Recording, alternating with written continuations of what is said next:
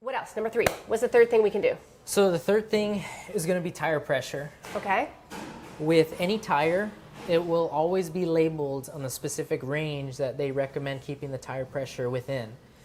Not only is it going to make it safer for you, you don't have to worry so much about having a low pressure where you might get a pinch flat. And if you're doing a sprint, Olympic, half, or a full Ironman, you don't want a flat. Or even if you're just recreationally riding. Exactly. Even on a training ride, it's something that's just one less thing you don't have to worry about. There are, within that range, it's going to be more personal preference as well. Now the tires are a little bit wider, so you don't have to be running that 120 PSI. So now the bike's going to be a little bit more comfortable as well.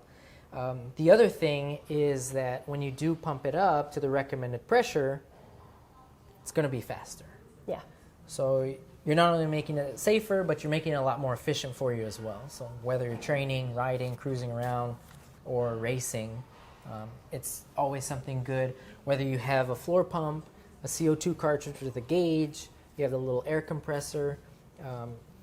Tubes will lose air over time. I can honestly say every time that I ride, I check the tire pressure. Yeah, now that I do. Every time we check it, every time I ride, I do check my pressure in my tires, and they're always low. Especially in Florida, if they've been sitting in your garage, you know, especially if you have your bike up on a trainer or something, and you come back and they're always low every single week. So you've got to make sure.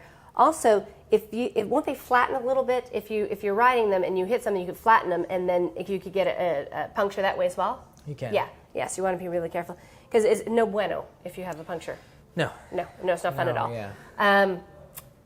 Yeah, I've seen people riding in my neighborhood with just big old fat tire bikes, and they're just moseying along, and I look at the back rear tire, and it's like about this flat. It's like, and I'm thinking it hasn't been pumped up in probably a year. They just took it down from something, and they're riding, and I'm thinking, one, it's not only bad for the bike, and it's bad for them, but it's also bad for the joints because they're having to work a lot harder and having to push a lot more on the knees, hips, and ankles, how the joints are be involved. Great. That is fantastic information. Anything else about tires we need to know? That's pretty tire much pressure? It, Yeah. Just making sure it's inflated. When it's properly inflated, you're also going to get the most miles out of it. So you don't want to be running through tires every so often. Yeah.